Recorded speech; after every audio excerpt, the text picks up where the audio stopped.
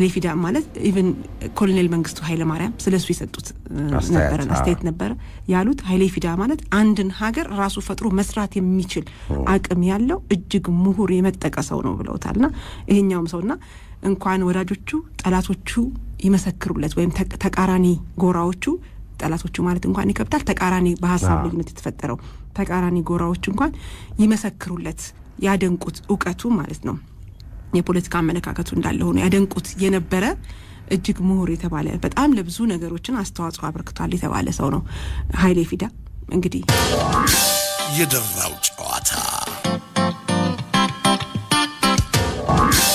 የደራው ጨዋታ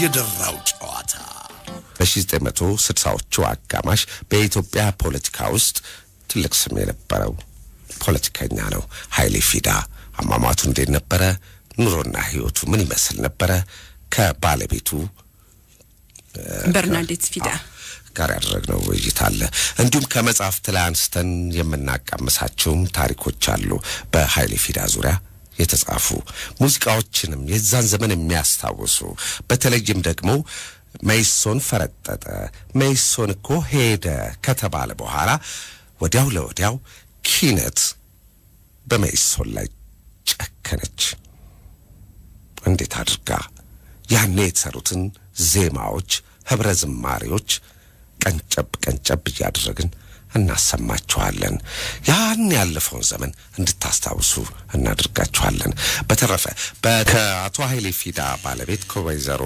በርናዴት ጋር ያደረግነውን ውይይት ወደ ኋላ ላይ ነው የምናቀርበው አሁን የምናስቀድመው ልክ እንደባለፈው ሳምንት ከመጽሐፍት ላይ የጠቀስ የተደረጉ ታሪኮች በሀይሌ ፊዳ ዙሪያ የተጻፉትን ነው ከጉሬዛም ማርያም እስከ አዲስ አበባ የህይወት ጉዞና ትዝታዬ በሚለው መጽሐፋቸው ሽብሩ ተድላ ሀይሌ ፊዳን እንዲህ ይገልጡታል እንደ ትልቅ ወንድም ማየው ነበር በእድሜ እንኳን የምንበላለጥ አይመስለኝም ሀይሌ ፊዳ ነበር እሱ ለመጀመሪያ ጊዜ ያገኘሁት በመስከረም ወር 1952 ዓመተ ምህረት ላይ ሲሆን እርሱ ትምህርቱን በዊንጌት ትምህርት ቤት ካጠናቀቀ በኋላ ለአንድ አመት በአስተማሪነት ድሬዳዋ ተሰማርቶ ከዚያ ተመልሶ ዩኒቨርሲቲ ኮሌጅ የመጀመሪያ አመት የሳይንስ ተማሪ በነበረበት ጊዜ ነበር የተዋወቅ ነው ከዚያም ለዘመናት ጓደኝነት መስርተን ነበር አባሪ ደብዳቤዎችን መመልከት ይቻላል ሀይሌ በዚያን ወቅት በእንግሊዘኛና በፈረንሳይኛ ልቦለድም ሆነ ሌላ አይነት መጽሐፍት አንብቦ የመረዳት ብሎም በሁለቱም ቋንቋዎች የመነጋገር ሐሳቡን የመግለጽ ችሎታ ነበረው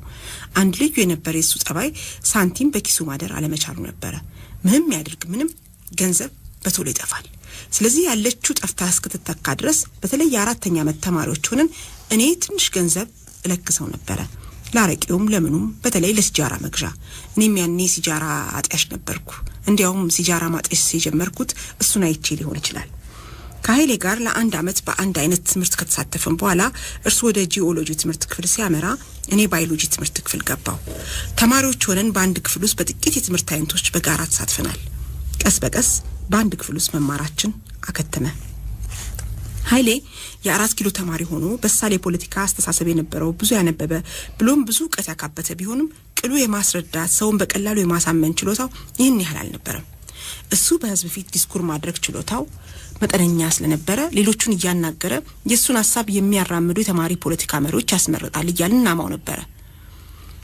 ከላይ እንደተጠቀስኩት በአዲስ አበባ ዩኒቨርሲቲ በነበረ ጊዜ ሀይሌ የትምህርት መስክ ጂኦሎጂ ነበር በእኛ ጊዜ የጂኦሎጂ ተማሪዎች ሁለት ነበሩ አለሙ ሀብተ ስላሴ ከተፈሪ መኮንን ትምህርት ቤት የመጣ እና ሀይሌ ፊዳ በአዲስ አበባ ዩኒቨርሲቲ ሁለቱ የመጀመሪያ ጂኦሎጂ ምርቆች ነበሩ ሀይሌ ጂኦሎጂ እና ፊዚክስ ጂኦሎጂ ኤንድ ፊዚክስ አለሙ ጂኦሎጂና ኬሚስትሪ ያጠኑ ይመስለኛል አስተማሪዎቻቸውም ሁለት ብቻ ነበሩ እኔ እድገት በህብረት ዘመቻ ላይ ሆኜ ነበር ሀይሌ ከአውሮፓ ወደ ኢትዮጵያ የተመለሰ እኔም በመሃሉ ከሽሬ እንዳስላሴ በስራ ጉዳይ ወደ አዲስ አበባ መጥቼ ነበር ሳምንት ነበር ሀይሌን 4 ኪሎ አካባቢ ተራማጅ መጽሐፍት ማሰራጫ ከፕሮግሬስ መጽሐፍት ቤት ውስጥ ያገኘሁት ያቺ ቤት ከጊዜ በኋላ ኩራዝ መጽሐፍት ቤት በሚል ስያሜ ተሰጥቷት ነበር በዚያን ወቅት እሸቱ ጮሌም ከአንድ አመት እስራት በኋላ ተፈቶ ስለነበር ሁለቱን አንድ ቅዳሜ ቀን እኔና ባለቤቴ ቤታችን መሳጋበዝ ናቸው እሸቱ ግብዣው ላይ ሲገኝ ፊቱን ኮስተር አድርጎ በቁጣ መንፈስ ውስጥ መዋኘት ጀመረ በኃይሌ ፊት ላይ ምንም አይታይም ነበር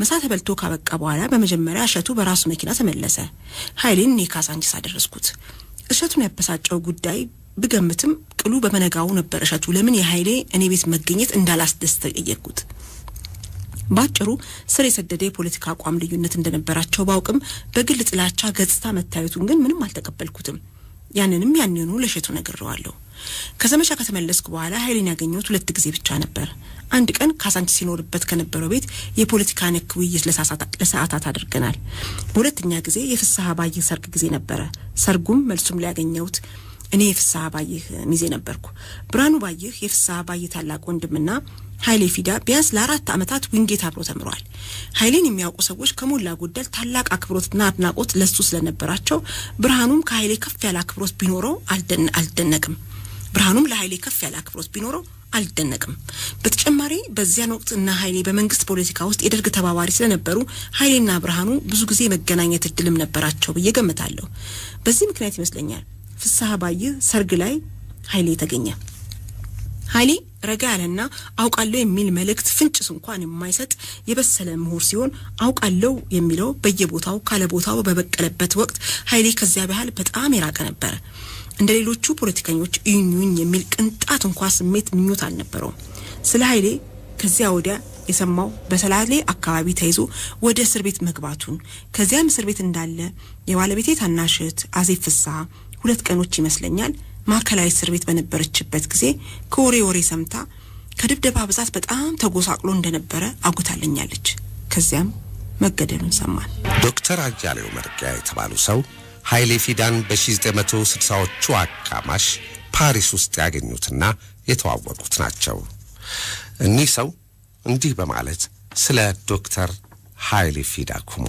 ይገልጻሉ በነሐሴ 1985 አዲስ አበባ ያለው በአእምሮ መጽሔት ባወጣው ጽሑፌ ለኃይሌ Fidaa ድንቅዬ ልጆች ለዮዲት ኃይሌና ለሳራ ኃይሌ እና ለውድ ባለቤቱ ለወይዘሮ በርናዴት Fidaa እንዲህ ብዬ ነበር ይቅርታ የጠየቅኩት የግብዣውን ጥሪ ተቀብዬ ከነ ዶክተር Hayilee Fidaa ጋር ገብቼ ባንድነት መኖር ስጀምር የደረስኩት ያበሻ ልጆች ባልገባቸው ሚስጥር ተከፋፍለው እርስ በርስ በመቧጨቅና በመናከስ በጎሪጥ ይተያዩ ከነበሩ የኢትዮጵያ ተማሪዎች አካባቢ ነበር በውጭ ስላሉት ወገኖቹ ሁኔታ ምንም አይነት ዕውቀት ለሌለው እንደኔ አይነቱ ባይተዋር እንግዳቸው መልካም አቀራረብና ቅንነት በጎደላቸው እፍኝ በማይሞሉ ጎዶሎና ሸንካላ ጓዶቹ ምክንያት በጨዋነቱ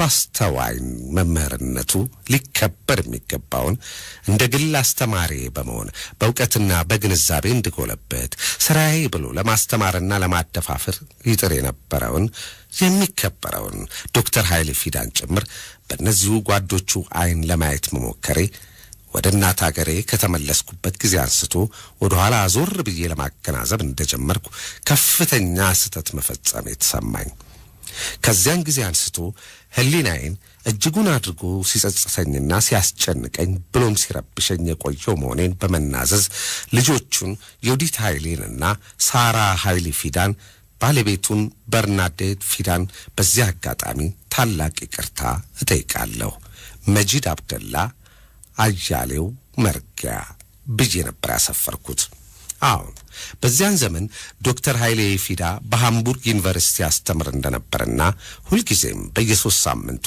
አልፎ በየሳምንቱ መጨረሻ ወደ ፓሪስ መጥቶ ከባለቤቱ ከልጆቹና ከድርጅቱ አባላት ከኛ ጋር በሆስቴሉ ማለት ነው ከርሞ ይመለስ እንደነበር በመጻፉ በሌላ አካባቢ ጠቅሻለሁ ዶክተር Hayilee Fidaa ከምዕራብ ጀርመን ወደምንኖርበት ሆስፒታል ሲመለስ ተጠባብቄ እንዳገኘሁት ለማናገር እንደምፈልግ በሁኔታዬ በመረዳቱ ገና ሳልጠይቀው ይዞኝ ወደ ውጭ ይሄዳል ከዚያም ያንን የሚወደው ቡና ይጋተራዋል Hayilee በጣም ቡና አፍቃሪ ነበር ኃይሌን አዋቂና ትልቅ ያደረገው የቡና ጠጭነቱ ጭምር ሊሆን ይችላል በሚል አጓጉል የወጣትነት እምነቴ እኔ ስለምን አልጋተውም ብዬ ይሄው ዛሬ ኃይለኛ የኤክስፕሬሶ እንደወረደ ቡና ገልባጭ ተወዳዳሪ የሌለኝ ብዬ ብናገር ማጋነን አይሆንብኝም ታዲያ ከፋም በጀም ምንም እንኳን አዋቂነቱን ባልጋራውም በኤክስፕሬሶ ቡና ሱሰኝነቴ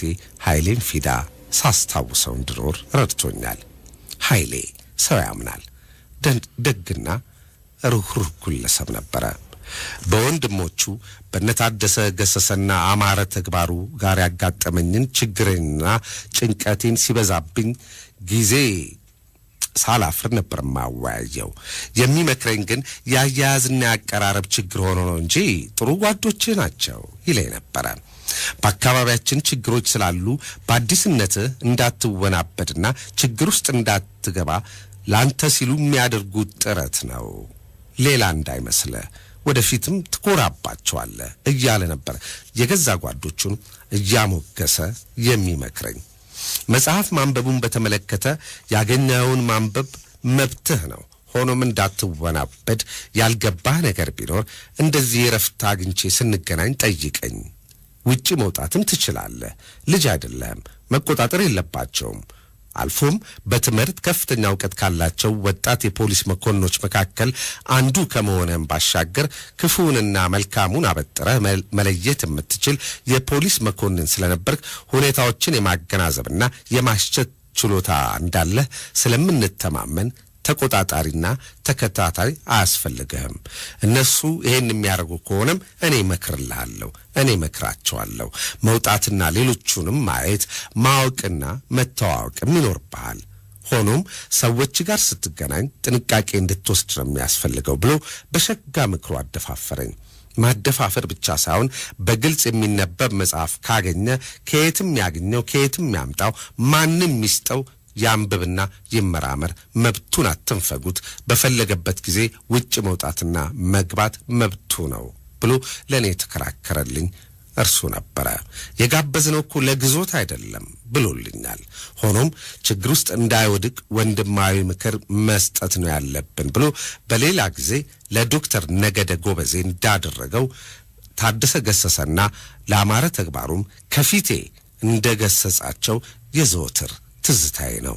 ምን ጊዜም ማረሳውም። ምንም ይሁን ሁልጊዜም ሳነጋግረው ኃይሌ ፊዳ ከልቡ ነበር የሚያዳምጠኝ። ሲመክረኝም ፍላጎቱ ለማሳመን ነበር እንጂ እንዳማረ ተግባሩና ታደሰ ገሰሰ ስማን ብሎ መደነስ አይሆንለትም ነበር። የሚያሳዝነው እኒህን የተመካባቸውና ይኮራባቸው እና ማረ ተግባሩ የመሳሰሉት ነበር ጥሩ ጓዶቼ ናቸው፣ ወደፊትም ትኮራባቸዋለህ እያለ ይክባቸው የነበሩት ታማኝ ጓደኞቹ ናቸው።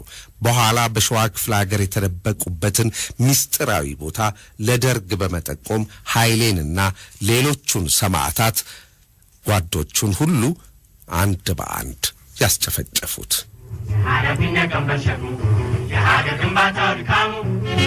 ልክ እንደ ብርሃነ መስቀል ረዳ የጓዶቹን ማንነት ባለማወቁ እሱም ተሸውዷል።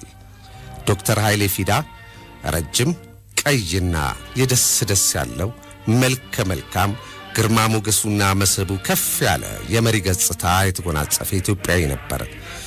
የነበርኩባቸውና የጋበዙኝ አስተናጋጆቼ የመሳፍንቱን የመኳንንቱም ልጆች ናቸው ስለሚባልና በኋላ ደግሞ የገዛ ድርጅቴ መሪዎች በሚያስወሩበት የሐሰት መረጃ ተመርዤ ኃይሌ ፊዳን የምቆጥረው ከተላላቆቹ የፊውዳል ዘር የመጣ አድርጌ ነበረ።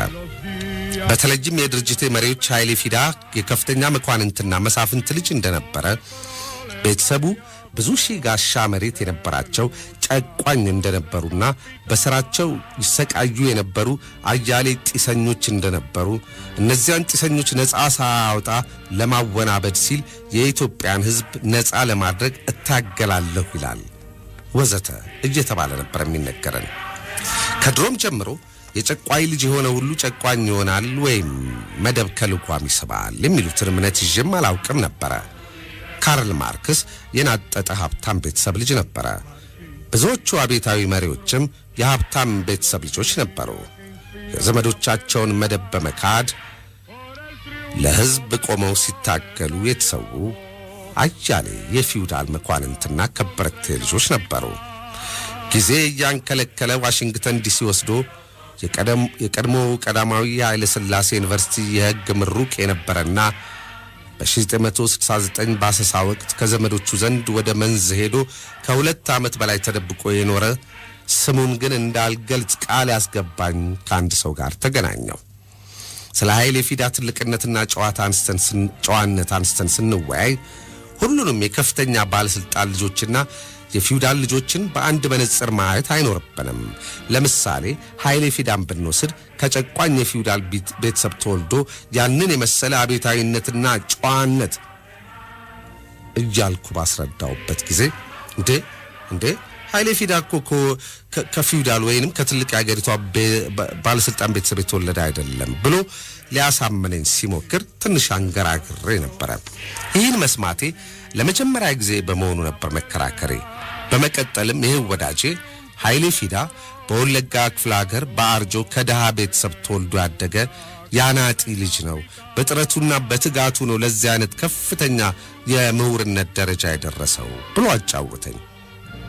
እንኳን በብርሃነ መስቀል ረዳ ምክርና መረጃ ተማምኜ ከመጀመሪያው ጀምሬ እስከ መጨረሻው ድረስ ሳከብረውና ሳደንቀው የኖርኩትን ታላቅ ኢትዮጵያዊ አቤታዊ ምሁር በመጥፎ አይን ባለመቀየሪና እስከ መጨረሻው በአክብሮቴ ጸንቼ መኖሬ ይበልጥ ታላቅ ደስታና ክብር ነው የሰጠኝ። አንድነቷ የተጠበቀ ዲሞክራቲክና ነጻ ኢትዮጵያ በስተቀር ሌላ የሚመኘው እንዳልነበረ በተለያየ ጊዜ ሲያስተምረኝና ሲያስነብበኝ ለማወቅ ዕድል ሰጥቶኛል። ኃይሌ ፊዳ በአካባቢያችን በኢትዮጵያውያን መካከል ስላለው መከፋፈል ስጠይቀው ኃይሌ ፊዳ እንዲህ ነበር ያለኝ። ልክ ብርሃነ መስቀል ረዳ ቤይሩት ላይ እንዳጫወተኝ ኃይሌም የሁላችንም ዓላማና ፍላጎት ዲሞክራሲ፣ እኩልነት፣ ነጻነትና ፍትህ የነገሰባትን ህዝቦቿ ሰላም አግኝተው በአንድነት ተፈቃቅረው የሚኖሩባትን አዲሷን ኢትዮጵያ ለመገንባት ነው።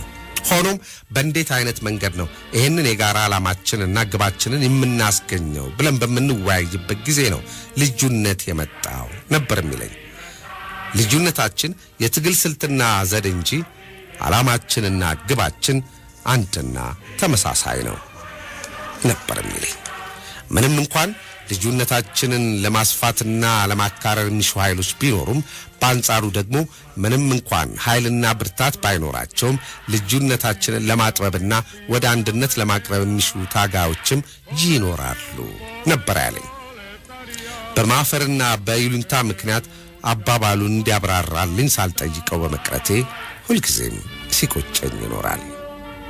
ድርጅቴ የሚመራው ኢህአፓ ውስጥ ነበረ። ዶክተር አያሌው ድርጅቴ የሚመራው እንደሱ ግርማ ሞገሳቸውና ጨዋነታቸው በታወቁት አቤታውያን ጓዶች ሳይሆን በዱርዮችና ቦዘኖች ባህሪና ጸባይ በተጎናጸፉ ወስላታዎች መሆኑን የሚያስረዳልኝ ነጥብ ያንን ትልቅና ጨዋ ኢትዮጵያዊ ምሁር ኃይሌ ፊዳ ማለት እንኳን ቢከብዳቸው ምን አለበት ኃይሌ ብለው በስሙ እንኳን ቢጠሩት።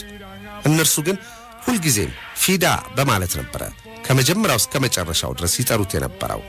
ታዲያ ፊዳ አባቱ ስም በመሆኑ ለሱ ኩራትና ክብር እንደሚሆን እርግጠኛ ነኝ። ሆኖም የድርጅቴ አመራር ፊዳ ብለው መጥራታቸው በእነርሱ ቤት እንዳንቋሸሹት፣ እንደማጥላላት፣ በዝቅተኛ ደረጃ መድበው እንደማንቋሸሽ መቁጠራቸው ነበረ። ከዚያም አልፈው ተርፈው በዶክተር ኃይሌ ፊዳ የሚመራውን ድርጅት አንድም ጊዜ በሙሉ ስሙ መላው ኢትዮጵያ ሶሻሊስት ንቅናቄ አለበለዚያም ባጭር ስሙ መኢሶን ብለው መጥራት እንደ ኃጢአትና ወንጀል ስለሚያስቆጥርባቸው ፊዲስት በማለት ነበረ እስከ ውድቀታቸውና በውርደት ተባረው አሲምባ እስከሄዱበት ድረስ ሲጠሩት የኖሩት። ሌላው ኃይሌ ፊዳን ማስታውሰው ለመጀመሪያ ጊዜ ፈረንጅ ሀገር በገባው በሁለተኛው ሳምንት ገደማ ኃይሌ ፊዳ ታደሰ ገሰሰና አማረ ተግባሩ በመሆን ምን ለመግዛት እንደሆነ ዘነጋሁት። ሆኖም በፓሪስ ከሚገኙት ትላልቅ ገበያዎች ባንደኛው ይዘውኝ እንደሄዱ በገበያው በምግብ ፍለጋ አካባቢ በመናልፍበት ጊዜ ድንገት እንጉዳይና እንጆሪ ባሸበረቁ ባኮች በክብርና በጌጥ ታሽገው በውድ ዋጋ ለሽያጭ ቀርበው እንዳየው በድንጋጤም በመገረምም እንዴ የሀገሬን የከብትረኞች መዋያ እዚህ ምን ሊያደርጉ መጡ?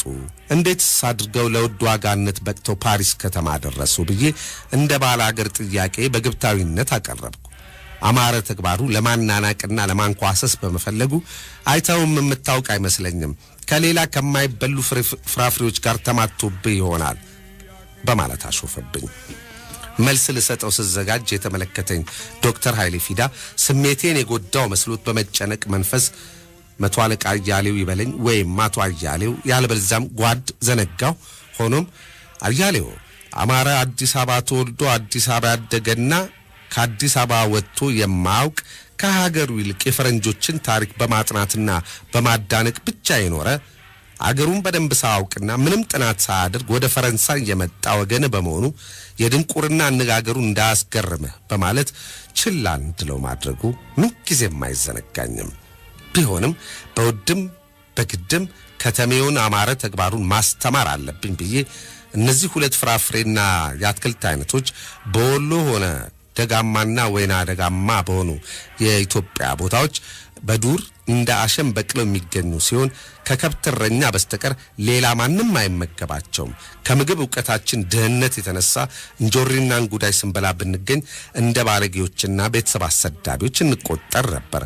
ወረባቦ ቢስቲማ ይሁን ውጫሌ ዘነጋሁት እንጂ በክፍል መምህራችን አደፋፋሪነት ከክፍል ጓደኞቼ ጋር በመሆን ተደብቀን ዱር በመሄድ እንጆሪ ለቅመን ስንበላ፣ በሌላ በኩል ደግሞ ያጃ እሸት ቆርጠንና እንጉዳይ ነቅለን እሳት አንድደን ጠብሰን እንመገብ ነበር ብዬ ገለጽኩኝ። ነገሩም በዚሁ ተዘጋ።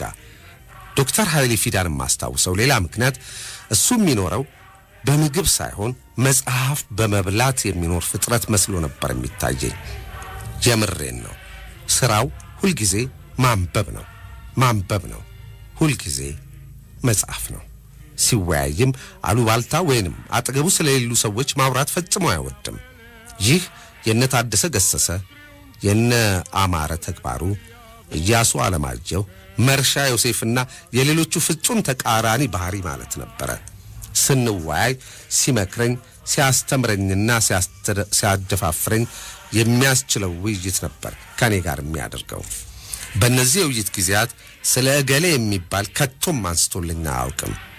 ኃይሌ ሰው አያማም።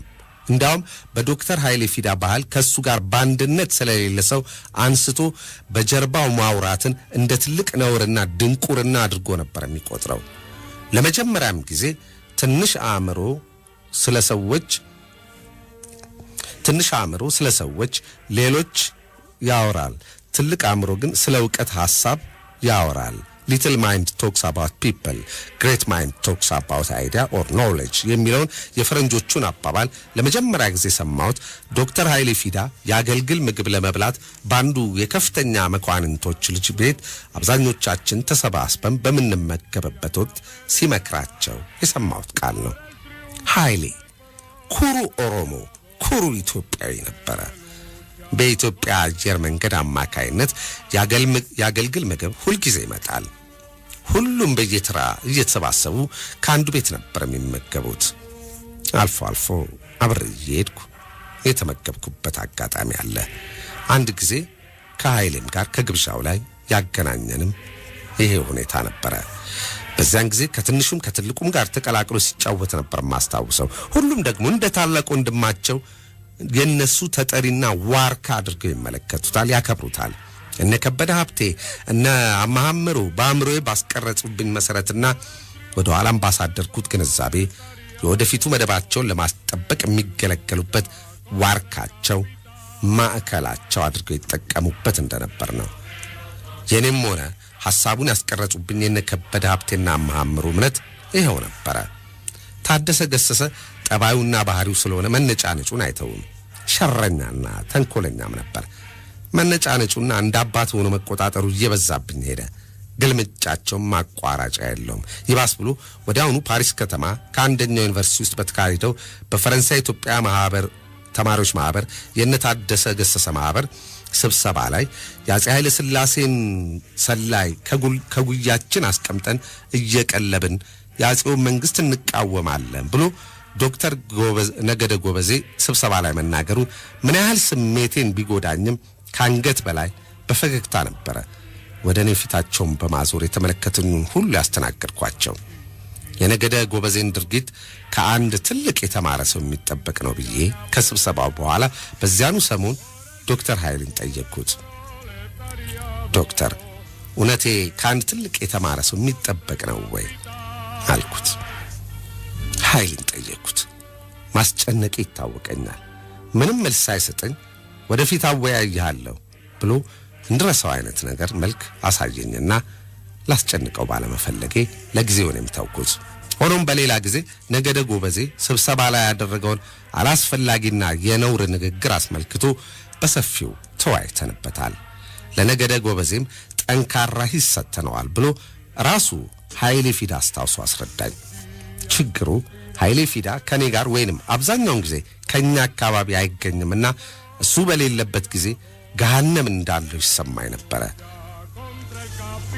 ከነታደሰ ገሰሰና ማረ ተግባሩ ጋር ወይንም እነ ነገደ ጎበዜ አካባቢ ብቆይ ለወደፊት ታላቅ ወንድሜ መምህሬ አድርጌ የምቆጥረውን ኃይሌ ፊዳን ጭምር እንዳላስቀይመውና ወንድምነቱና መምህርነቱን እንዳላጣ በመፍራቴ አማራጩ ከነሱ ጋር ወጥቼ ችግሬን መቋቋም ይሻላል በማለት የተንደላቀቀ ኑሯቸውን ጥዬላቸው በስደት ላይ ስደት ወጣው። ኃይሌ ፊዳ አልጄሪያ ድረስ በመሄድ ብርሃነ መስቀል ረዳና ጓዶቹን ከፍተኛ አቀባበልና መስተንግዶ በማድረግ ብቸኝነት እንዳይሰማቸው ታላቅ ወገናዊና ኢትዮጵያዊ ስሜት በተመላበት አኳኋን ለመርዳት ያቅሙን አድርጓል። ይሄን ማንንም አልተናገረለትም፣ ማንንም አልጻፈለትም።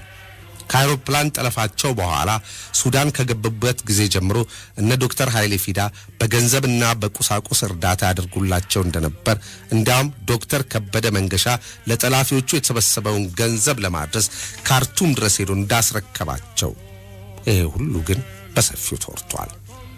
ከዚህም በላይ እነ ኃይሌ ፊዳ አልጄሪያ ድረስ እየተመላለሱ አንድ ወጥ ብሔራዊ ድርጅት እንዲቋቋምና መለያየትና መነጣጠል አስፈላጊ ያለመሆኑን በማስረዳት በአንድነት እንዲታገሉ ከፍተኛ ጥረትና መግባባት ተሞክሯል።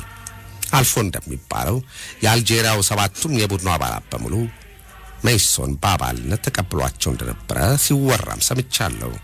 ሆኖም በሀገራችን የብሔሮችን ጥያቄ አስመልክቶ መይሶን በወቅቱ ያራምድ ወይንም ይከተል የነበረው ልክ የሰሜን አሜሪካ የኢትዮጵያ ተማሪዎች ማህበር ነሐሴ 1961 ባደረገው 17ኛ ጉባኤ ላይ ባሳለፈው ውሳኔ መሰረት የሀገራችንን የብሔረሰቦች ጥያቄ የተነተነው በተሳሳተ ከክልልተኝነት ሪጂናሊዝም አንጻር አድርጎ ስለነበረ የአልጄሪያው ቡድን የመይሶን አቋምና አመለካከትም ከሰሜን አሜሪካው ጋር ተመሳሳይነት ያለው ሆኖ ስለታያቸው ከመይሶን ጋር ተቀላቅለው ለመታገል የነበራቸውን እቅድ ለመሰረዝ ምክንያት ሆነ ተብሎ ተወራ። በቀላሉ በውይይትና በመግባባት ሊፈታ የሚችለው ጉዳይ እንደ አይነተኛ የመለያ ነጥብ ተደርጎ ተለያይተን እርስ በርስ እንድንገዳደል እንድንጨራረስ ምክንያት ሆነ። የመይሶንም መሪዎች ይህንን የሰሜን አሜሪካውን አቋም ስተት መሆኑን ካመኑና የኢትዮጵያ የብሔሮች እስር ቤት መሆኗንና ሊከተሉት የሚገባው መርሆ የብሔሮችን የራስን ዕድል በራስ መወሰን መብት መሆኑን ማወቃቸውን በቃል ማስረዳት ብቻ ሳይሆን እንደ ሀገር ቤቱ የመይሶን አካል የራሳቸውን አቋም በጽሑፍ መልክ በመግለጽ ለማሳወቅ መቻል ነበረባቸው። ያም ሆነ ያ እንደ ምክንያት ተቆጥሮ ሁለቱ ወገኖች ተከፋፍለው እርስ በርስ እየተበላሉና እየተወነጃጀሉ የኢትዮጵያን ሕዝብ በደሉት፣ አገሪቷን ከፋፈሏት። በእነ ኃይሌ ፊዳ ጥረትና ትብብር የአልጄሪያው ቡድን ከሌሎች አካባቢ ቡድኖች ጋር ተባብረው ኢህአድ እንዲቋቋም መሰረት አስጥሏል። ይህን የጻፈለት የለም። የእነ ኃይሌ ፊዳ ተከታዮችና ደጋፊዎች በብዛት የኢህአድ አባል በመሆን ድርጅቱን ከመመስረት አልፈው በአመራር አባልነትም ተመርጠው እንዲያውም አንዳንዶቹ በኋላም የአፓ ማዕከላዊ ኮሚቴ አባልና የአመራር አካባቢ ተመርጠው እስከ 1969 መግቢያ ድረስ ከኢህአፓ ጋር ቆይተዋል። የዶክተር ንግስት አዳነ ባለቤት ዶክተር ደስታ ታደሰ ላብነት ይጠቀሳል። ከላይ በዚህ አርዕስት መግቢያ አካባቢ አዲስ አበባ ያለው በነሐሴ 1985 ያቀረብኩትን ይቅርታ ዛሬም በዚህ አጋጣሚ ለባለቤቱ በርናዴት ፊዳ፣ ለልጆቹ ለዮዲት ኃይሌና ለሳራ ኃይሌ ፊዳ በታላቅ አክብሮት በድጋሚ ይቅርታ እጠይቃለሁ። እሱን ፊት ለፊት እያሰለፉ ኃይሌ ፊዳን ፊት ለፊት እያጋፈጡ በጀርባ ጨዋታቸውን ይጫወቱ ለነበሩት መሳሪያ ከመሆኑ በስተቀር ኃይሌ ፊዳ ምን ጊዜም የማይገኝ የእናት ኢትዮጵያ ውድና እንቁ ልጅ ነበር። በነገራችን ላይ ኃይሌ ፊዳ ሐሳቡን የሚያጋራባቸው ጠንካራ ሐሳብና አታዮቹን የሚያካፍልባቸው የብዕር ስሞች ነበሩት። ፈለቀ እውነቱ፣ በቀለ ወዳጄ፣ ወርዶፋ ገመዳ የኃይሌ ፊዳ የብዕር ስሞች ናቸው። ኃይሌ ፊዳ በድርጅቱ መኢሶን ውስጥ ይጠራበት የነበረው የኮድ ስሙ ደግሞ መላኩ የሚል ነበረ። ባለፈው ሳምንት ፕሮግራማችን ከአቶ ኃይሌ ፊዳ ባለቤት ክብርት በርናዴት ፊዳ ጋር ባድርግነው ቃለ መጠይቅ ላይ አዲስ አበባ ከመጋባታችን በፊት ወደ አዲስ አበባ መተን ነበር፣ ወደ ኢትዮጵያ መተን ነበር። አዲስ አበባ እንደገባን አንድ ሰው ተቀብሎን አስተናግዶን ነበር። አሁን ስሙን ዘነጋሁት ብላን ነበር። እኛ እናስታውስ አሁን ቀደም ሲልም ከዚህ መጽሐፍ ላይ አንድ ጽሑፍ አንበን ነበር። ከጉሪዛን ማርያም እስከ አዲስ አበባ የሚለው የህይወት ጉዞና ትዝታዬ የሚለው ፕሮፌሰር ሽብሩ ተድላ የተጻፈ መጽሐፍ ነው። ከዚህ መጽሐፍ ላይ ስለ ኃይሌ ፊዳ እሳቸው ኃይሌ ፊዳ እንዴት ያውቁት ነበር፣ መጨረሻ ስለሱስ እንዴት ሰሙ የሚለውን ምዕራፍ ቀደም ሲል አንብበነው ነበር። አሁን ደግሞ እስቲ ስለ ያለፈው በርናዴት ፊዳ አዲስ አበባ ለመጀመሪያ ጊዜ ወደ አዲስ አበባ መጣ ነበር። ከመጋባታቸው በፊት ከኃይሌ ፊዳ ጋር ጋብቻ ከመስረታቸው በፊት እስቲ ሀገሩ ምን ይመስል እንደሆነ ሊብላ ለሁለት ሳምንት አብሮ መጥቶ ነበርና ያኔ መጣን ጊዜ አንድ ሰው ከአየር ማረፊያ ተቀብሎኝ ቤቱም አስቀምጦኛል፣ መኪናም አውሶን ነበር፣ ግን ስሙ ጠፋኝ ብላ ነበርና ፕሮፌሰር ሽብሩ ተድላ እንዲያስታውስታል ያን ጊዜ ከጉሪዛን ማርያም እስከ አዲስ አበባ በተሰኘው መጽሐፋቸው ላይ ዳንኤል አደራና እኔ አዲስ ከተከራየ ነው ቤት እንደገባን ኃይሌ ፊዳ ከፈረንሳይ ሀገር ወደ ኢትዮጵያ ለመምጣት ያለውን ፍላጎት በደብዳቤ ለኔም ለዳንኤል አደራም ገለጠልን። ዋናው ምክንያት ፈረንሳይ ትጮኛውን ኢትዮጵያን ለማስጎብኘት ፈልጎ ነበር። ዳንኤልና እኔ ከተማከርን በኋላ እኛ ቤት ለማረፍ እንደሚችልና እኔም እሱ አዲስ አበባ የሚቆይበት ጊዜ ዘመድ ቤት ለመቆየት እንደሚችል በደብዳቤ ገለጥኩለት። ወደ ኢትዮጵያ የመጣበትም ዋናው ምክንያት ኢትዮጵያን ሳታይ ስለ ኢትዮጵያ ሁኔታ ትንሽ ግንዛቤ ሳይኖራት ዘላ ጋብቻ ውስጥ መግባት የለባትም ብሎ ነበር። ሆኖም ሆቴል ለማረፍ የሚያስችል በቂ ገንዘብ አልነበረውም። እሷ ገንዘብ ነበራት፣ ግን እሱ በሷ ገንዘብ መጠቀም አልፈለገም። እኔ ለኃይሌ ፊዳና ለጮኛው መኝታ ቤቱን ለቅቄላቸው ለ3 ሳምንት ያህል አዲስ አበባ እኛ ቤት ቆዩ። እኔም በዚያን ጊዜ ከምህርካ ጋር አልጋ ተዳብዬ ጉለሌ ሰነበትኩ። የኃይሌ ጮኛ መኪና መንዳት ትችል ስለነበረ መኪናዬን ሲትሮን ደሸቮ ለማዋስ ፈቃደኛ መሆኔን ገለጥኩ። የኔ መኪና በጥሩ ሁኔታ ላይ ስላልነበረች እሷ ያቺን መኪና ለመንዳት እንደምትቸገር ገለጠችልኝ። ኃይሌ መኪና እንደሚያስፈልገው ለምህርካ አድማሱ ገለጥኩለት። ምህርካ ኃይሌን በኔ በኩል ቀደም ብሎ ያውቀው ስለነበረ ምህርካም ያባቱን መልአከ ብርሃን አድማሱ ጀንበሬ መኪና ለማዋስ ፈቃደኛ መሆኑን ገለጠልኝ። አባቱ በዚያን ወቅት ጎንደር የከፍተኛ ፍርድ ቤት ዳኛ ሆኖ ጎንደር ይኖሩ ስለነበረ መኪናውን አይጠቀሙባትም ነበር። በዚህ መንገድ ከምህርካ አድማሱ መኪና ፔጆ 403 ተውሺ ለኃይሌ ፊዳ ጮኛ አስረከብኩ። ኃይሌ ፊዳና ጮኛው በመኪናዋ ሲገለገሉ ሰንብተው ወደ ፈረንሳይ ሀገር ከመመለሳቸው በፊት ሶደሬ ሄደው 1-2 ቀን አድረው ተመለሱ ብለው ጽፈውታል። ከጉሪዛን ማርያም እስከ አዲስ አበባ በተሰኘው መጽሐፋቸው ላይ ፕሮፌሰር ሽብሩ ተድላ መለስ ብለን ወደ ዜማዎቹ እንሄዳለን። ወደሱ ከመሄዳችን በፊት ነበር በተሰኘው መጽሐፉ ላይ ጋሽ ገስጥ ዘነበ ፈለቀ ብሎ ነው በብዕር ስሙ ያን የጻፈው። እዛ ላይ የመጨረሻ አንዲት መስመር አለች። እሷን እንበልና ወደ ኪነቱ እንሻገር። መኢሶን ፈረጠጠ በተባለበት ሰሞን ስለ ተልእኮዬ ሂደትና ውጤት ለማስረዳት ከድሬዳዋ ወደ አዲስ አበባ ተመልሼ ነበር። በጳጉሜ 1 ቀን 1969 ረፋዶ ላይ የመኢሶን መሪዎች ተይዘው መጡ የሚል ወሬ ስለሰማው እነማን እንደተያዙ የማወቅ ጉጉት አደረብኝና ወደ ደርግ ዘመቻና ጥበቃ ክፍል አመራው። አቶ ኃይሌ ፊዳና ሌሎች 4 ሰዎች በወታደሮች ታጅበው ከዘመቻ ክፍሉ በረንዳ ላይ ቆመው አየኋቸው። ሁሉም ተዳክመዋል፣ አንገታቸውን ደፍተዋል። አቶ ኃይሌ ፊዳ ቀይ ፊቱ ጠቁሮ ተጎሳቁሏል። አለባበሱ እንደ ነገሩ ሆኖ ጭቃ ነካክቶታል። ረጅም የጭቃ ላስቲክ ጫማ ጫምቷል። አኳኋኑ ሁሉ ከተማ ቀመስ ገበሬ ይመስል ነበር። ከዚህ ቀደም በላዩ ላይ ይታይ የነበረው ያ ግርማ ሞገስ ተገፏል። ያ በክብር ይታይበት የነበረ ግቢ በውርደት ስለተመለሰበት ወይም ከአውሮፓ እስከ አዲስ አበባ የለፋለት መኢሶን ስለወደቀ መንፈሱ ተጎድቶ ሊሆን ይችላል። በገጹ ላይ በይበልጥም በዓይኖቹ ላይ ይነበብ የነበረውን ጥልቅ ትካዜ የተመለከተ ሁሉ በቀጥታ የስሜቱ ተካፋይ ይሆናል። በእውነቱ እኔም በጣም አዘንኩ። በማግስቱ መኢሶንን ለማውገዝ ታላቅ ህዝባዊ ሰልፍ ተደረገ።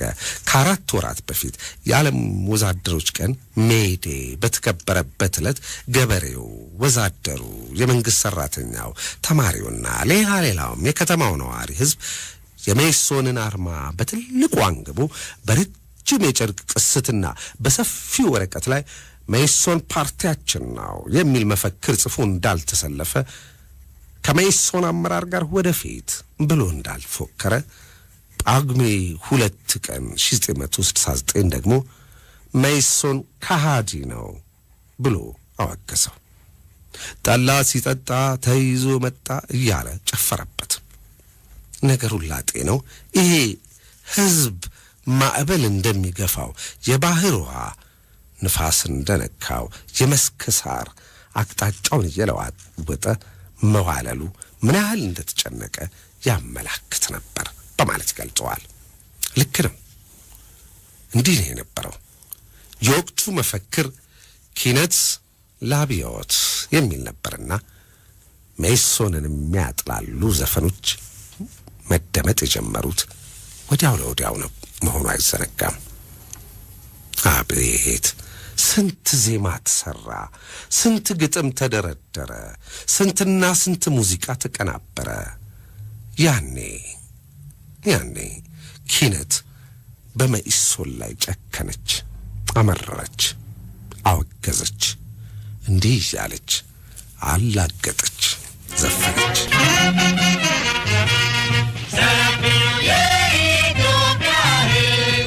እንኳን ለኢህአፓ እንኳን ለኢዲዩ እንኳን ለተገንጣይ እንኳን ለመኢሶን አሬማ ከፉን ኢምፔሪያሊዝምን የፊውዳሉን ስርዓት የሚሮ ከበርቴን እኛ በትግላችን እናወድማለን።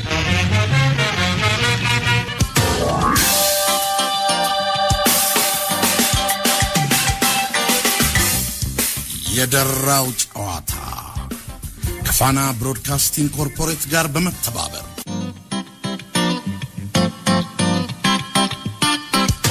የደራው ጨዋታ። አድማጮቻችን ይህንን ቃለ መጠይቅ ከሀይሌ ፊዳ ባለቤት ከወይዘሮ በርናዴት ፊዳ ጋር አድርገን ነበር። በሁለት ክፍል ለማስተላለፍም ነበር ያሰብነው። ክፍል 1ን ባለፈው ሳምንት አስተላልፈንላችሁ ነበር። ክፍል 2ን ደግሞ ዛሬ ለማስተላለፍ ነበር ያሰብነው የነበረው። ግን ምናልባት ባለፈው ሳምንት በርካታ አድማጮች አመለጠን አልሰማኑም እያሉ ስለነበረ ብዙም ረጅምም ስላልሆነ ሰዓትም ስላለና አሁን ለምን ሁለቱንም አንድ ላይ አድርገን ክፍል 1ንም ክፍል 2ንም አድርገን ሙሉውን ለምን አናስተላልፈውም ብለን አሰብንና ሙሉውን ክፍል 1ንም ክፍል 2ንም አንድ ላይ አድርገን ሙሉውን እናቀርብላችኋለን። ይህ ቃለ መጠይቅ የተደረገው በፈረንሳይኛ ቋንቋ ነው። ስለዚህ ከስር በፈረንሳይኛ ቋንቋ የነበረው ቃለ መጠይቅ ከእኔና ወይዘሮ በርናዴት ፊዳ ያደረግነው ቃለ መጠይቅ ከስር ያው ተሰሙታላችሁ። ምናልባት ፈረንሳይኛ ቋንቋ ተናጋሪዎች አንዳንድ ነገሮችን ማብራችሁ ሊሰሙ ይችላል ማለት በደንብ በፈረንሳይኛ በተነጋገርንበት ቋንቋ በዋናው ቋንቋ ሊሰሙ ትችላላችሁ። ፈረንሳይኛ ቋንቋ ለማትናገሩ የፕሮግራማችንን ቋንቋ በአማርኛ የሚተላለፍ ስለሆነ ደግሞ ወደ አማርኛ ደግሞ ተርጉመነው ጋዜጠኛ ደረጀ ኃይሌ እንደ በርናዴት ፊዳ ደግሞ እኔ አዜብ ወርቁ ሆነን እናቀርብላችኋለን። እስቲ ጀመር አድርጊው ተናኘ። ጤና ይስጥልኝ በርናዴት። ጤና ይስጥልኝ አዜብ። ቃለ መጠይቁን በአማርኛ እናድርገው። ሃይ የለም አማርኛ። donc on va parler en français. Oui. En fait, tu t'appelles Bernadette Mas ou Bernadette Hayilee Fidaa? Alors, mon nom de famille, c'est Mas. Donc, en France, on garde son nom de famille jusqu'à son mariage. Et au mariage, en général, on prend le nom du mari. Ce n'est pas... አማርኛ ትችያለሽ? መናገር እንኳን ይቸግረኛል ግን እረዳለሁ። የኔ ችግር አንድ ቋንቋን መናገር ከሆነ በደንብ ልናገረው ይገባል። አለበለዚያ ባልናገር መርጣለሁ። መጀመሪያ አማርኛ ለመማር ኮርስ ጀምሬ ነበር ግን አልቀጠልኩበትም ፊደሎቹ ያስቸግሩኝ ነበር በዛ ላይ ኃይሌ ቤት ውስጥ ከጓደኞቹ ጋር ተሰብስበው ቁቤን ለመፍጠር ሲሰሩ ያዳመጥኳቸው ለመድገም ሞክር ነበር ግን አልቀጠልኩበትም ከኃይሌ ጋር ልጆች አፍርታቸዋል እንዴ አዎ ሁለት ልጆች አፍርተናል ሳራና ሄዱት ይባላሉ እነሱስ አማርኛ ቋንቋ መናገር ይችላሉ አይችሉም እንደውም የኃይሌ እህት ሊሊ ልጆቹን ያባታቸውን ቋንቋ አስተምራቸው ትለኝ ነበር ኦሮምኛም አማርኛም ባስተምራቸው ደስ ይለኝ ነበር ግን አልችልም እንግሊዘኛ ስለሚችሉ እዚህ ሲመጡ እንግዲህ በእንግሊዘኛ ይግባባሉ በርናዴት ማስተብለሽ ነው የምትጠሪ ወይስ በርናዴት ኃይሌ ፊዳ የቤተሰብ መጠሪያ ስም ማስ ነው በፈረንሳይ ባህል አንዲት ልጅ አገረድ እስክታገባ ድረስ በቤተሰብ ስም እንጠራለን ካገባም በኋላ ነው እንግዲህ በባላችን ቤተሰብ መጠሪያ ስም እንጠራው በአሁኑ ጊዜ ግን ግዴታ መሆኑ ቀርቷል ሴቷ ካልፈለገች በባለቤቷ የቤተሰብ ስም እንድትጠራ አትገደድም እኔ ግን ኢትዮጵያዊ ስም ቢኖረኝ በጣም ደስተኛ ነበርኩና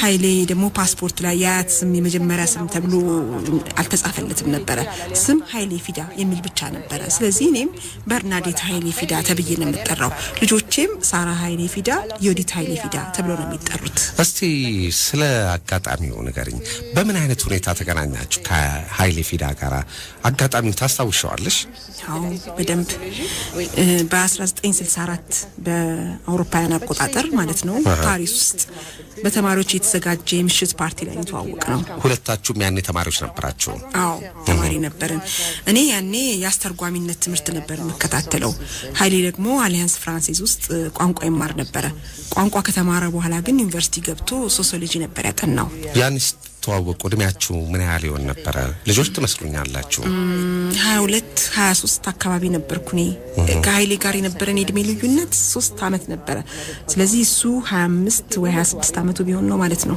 እስቲ ስላገናኛችሁና ስላስተዋወቀቻችሁ ያቺ ምሽት የፓርቲ ምሽት እስቲ አስታውስሻጫውችን ትንሽ ፓርቲው ፓሪስ ውስጥ ዩኒቨርሲቲዎች በብዛት የሚገኙበት ቡልቫርድ ጆርዳን አካባቢ ነበር የተዘጋጀው የተለያየ ሀገር ዜጎቹን ተማሪዎች ነበሩ የሄድኩት ጓደኛዬ እንዲህ ያለ ፓርቲ አለ እንሂድና እንዝናና ብላ ከቤቴ ይዛኝ ነው የወጣችው ኃይሌም ጓደኛው እንደዛ ነበር ከቤቱ ይዞት የመጣው እና የመጀመሪያው ትውቃችሁ ምን ይመስል ነበር ምን ተባባላችሁ ያወራነው ፖለቲካ ነበር ስለ ኢትዮጵያ ብዙም ስለማላውቅ በጣም ብዙ ስለ ኢትዮጵያ ጠይቀው ነበር እሱም ስለነበረው ፖለቲካ ስለተለያዩ ብሔሮች እሱ ኦሮሞ የሚባል ብሔር እንደሆነ ወለጋ የሚባል አካባቢ እንደመጣ ስለ ብሔር ልዩነት አዲስ አበባ እንዴት እንደመጣ አጫወተኝ አዲስ አበባ የመጣው ስኮላርሺፕ አግኝቶ ነበር ጎበዝ ተማሪ ስለነበረ አዲስ አበባ መጥቶ እንዲማር እድል አግኝቶ ነው ኃይሌ ግን ጎበዝ ተማሪ ስለነበርኩ ተመረጥኩ ብሎ ባፋን ነገረኝም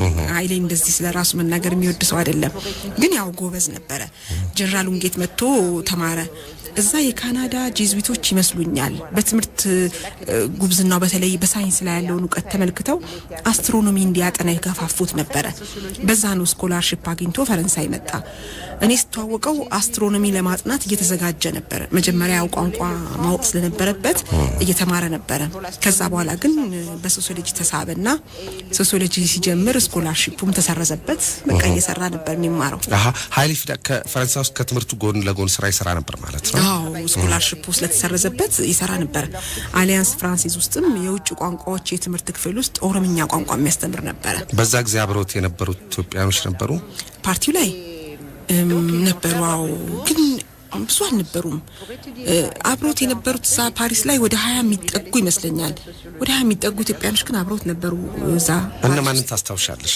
ምን ለምሳሌ አብሮት ከነበሩት ወደ 20 የሚጠጉ ኢትዮጵያውያን ከነበሩ እነማንን ታስታውሻለሽ ስማቸው ሊረሳኝ ይችላል ታደሰ ገሰሰ ዳንኤል ዳንኤል ነበር እንዳርጋቸው እሱ እንኳን ጀርመን ነበር የጀርመን ቋንቋ ተናጋሪ ነው እዛ ምሽት ላይ በርግጠኝነት ግን እዛ ምሽት ላይ እዛ ፓርቲ ላይ ታደሰ ገሰሰ ነበር በየስባለሁ ፓርቲው ላይ ዳንስ ነበር ታደሰ ነበር ዳንስ ነበር ከኃይሌ ጋር አብራችሁ ደነሳችሁ አይ አልደነስንም ወሬ ነበር ብናወራው እንዴት ያለ ወንድ ነው በሴትነት አይንሽ ስትመለከቺው ኃይሌ ፊዳ እንዴት አይነት ወንድ ነው ቆንጆ ወንድ ነው ቆንጆ በጣም ቆንጆ ነበር ዳንስ ይወዳል አሪፍ ዳንሰኛ ነበር ሲሉ ሰምቻለሁ ይሄን ያህል የሚወራና የሚታወስ ነገር አይደለም አንቺስ እኔም ያው እንደ ነገሩ ያን ምሽት ደግሞ ቦሬን ያሳለፍነው በጣም ብዙ ነበር ምናወራው እኔ ነበርኩ መጠይቀው አንድ ጥያቄ ጠይቀውና እያብራራ ሲመልስልኝ ከመልስ ውስጥ ደግሞ ሌላ ጥያቄ ያገኛለሁ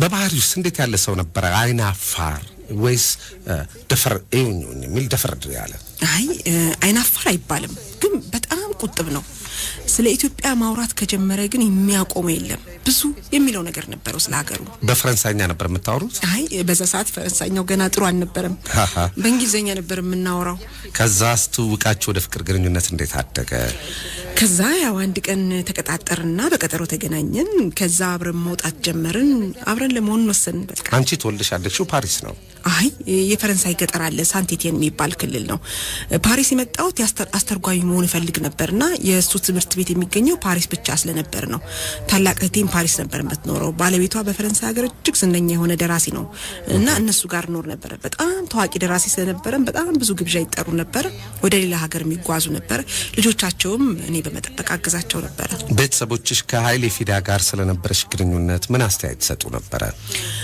ምንም አይነት ውሳኔ ላይ ከመድረስሽ በፊት መጀመሪያ ሀገሩ ሄደሽ ማየት አለብሽ ብሎ ይመክሩኝ ነበር ሌላ ምንም አስተያየት ለመስጠት መብት አልነበራቸውም ስል ምክንያቱም እኛ ቤት በጋብቻ የተነሳ ብዙ አሳዛኝ ታሪኮች ተፈጥረዋል ሁለት ታላላቅ እህቶቼ ሲያገቡ በጣም ብዙ አለመግባባት ብዙ ጸብ ነበር ያንደኛዋን እረዳለሁ የሁለተኛዋ ግን ምክንያታቸው የነበረው ታዋቂ ደራሲ ስለሆነ ጥሩ ባል አይሆንሽም አታገቢም አንፈቅድም የሚል ጸብ ነበር ያንደኛዋ እንኳን ከቅርብ ዘመድ ጋር ነበር የተጋባችው እውነት ነው በሳይንስም በባህልም አደጋለው እሱን እረዳለሁ የሁለተኛዋ እህቴ ግን ሰው ታዋቂ ስለሆነ ጥሩ ባል አይሆንም ብሎ መደምደም እና አልፈቅድም ማለት ትክክል አይደለም ያን 15 ዓመቴ ነበር እና ለወላጆቼ እኔ ሳገባ ግን ምንም እንዳትሉ ምክራችሁንም ፍቃዳችሁንም አልጠይቅም አልኳቸው ምክንያቱም እነዚህ ጋብቻዎች እኛ ቤት ውስጥ መጥፎ ስሜትና ሀዘን ነበር የፈጠሩት ሁሉም ሰው ያለቅሳል ይላቀሳል ሁሉም ሰው ይኮራረፋል ይቀቀማል ይራራቃል ቆይቶ ደግሞ ይታረቃል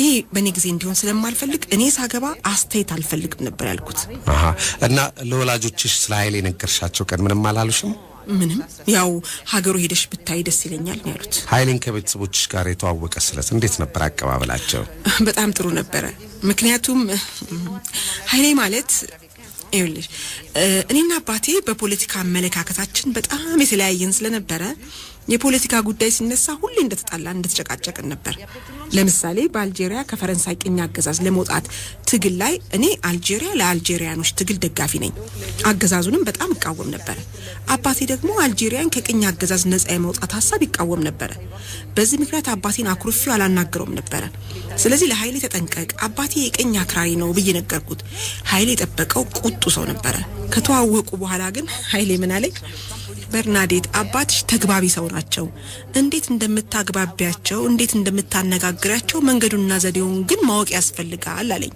እና ሃይሌ አዎ አባቴ ልክ ነው አባቴ ግን እንደዚህ ቢያዩትስ እንዲህ ማለትም እኮ ይቻላል እንዲህ አይመስሎትም እያለ በጣም ተግባቡ አንድ ጊዜማ ጭራሽ ከመግባባትም አልፈው የአባቴን አመለካከት ቀይሮት አባቴ ኮሚኒስት ፓርቲን እንዲመርጥ አደረገው ያን ጊዜ ከህቴ ጋር በሳቅ ነው የተፈራፈር ነው Oui grand-père mais vous savez on pourrait dire comme ça il te l'entortillait complètement il l'a fait voter communiste une fois oh là là il a fait changer d'avis que ça m'a fait rire avec ma sœur on était écroulés de rire donc ils étaient bien reçus bien aimés oui የፈረንሳይ ባህል ሃይሌ ከመጣበት ባህል ጋር በጣም የተራራቀ እንደመሆኑ ከባህሉ ጋር ለመዋሃድ እንደው አልቸገረውም እንደ ባህሉ ለመሆን የቸገረው ወይ አዲስ ነገር ሆኖ ያስደነገጠው ባህል አልነበረም ምንም አልነበረም የፈረንሳይ ባህል እውነት ለመናገር ካሁኑ የተለየ ነበር ወቅቱ ብዙ ተማሪዎችና ሰራተኞች የተቃውሞ ሰልፍ የሚያደርጉበት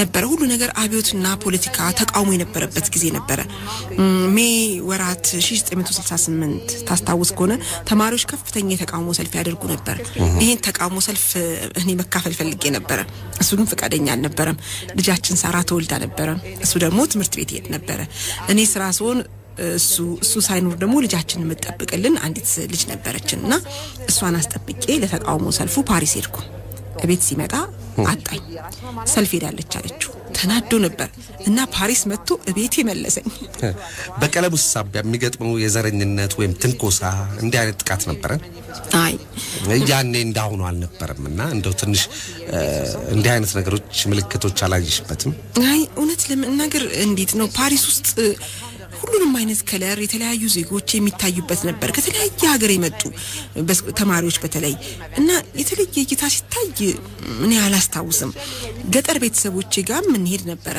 ገጠር ነው የሚኖሩት እዛ ስንሄድ ደግሞ ገበሬዎቹ ልጆኜ የሚያውቁኝ ቤታቸው ሄጄ ስራ ማግዝ ምጫወት ስለነበርኩ ምንም ችግር አላየውም አባቴም ለሁሉም ስላስተዋወቀው ችግርም አላየውም በዛ ላይ ደግሞ ኃይሌ ቶሎ አካባቢውን መምሰል ይወዳል አደን ይወዳሉ እዛ አካባቢ ኃይሌም አደን ይወድ ነበር አብሯቸው አደን ይወጣል ይጫወታል ይግባባል እና እኔ ባይኔ ያየሁት በቀለሙ ልዩነት የደረሰበት ነገር እኔ ትዝ አይለኝም ምናልባት አንድ ቦታ የመገረም ነገር አይቼ ይሆናል እንጂ ሌላ ነገር አላየው ጋብቻችሁ መቼ ፈጸማችሁ ጋብቻችሁ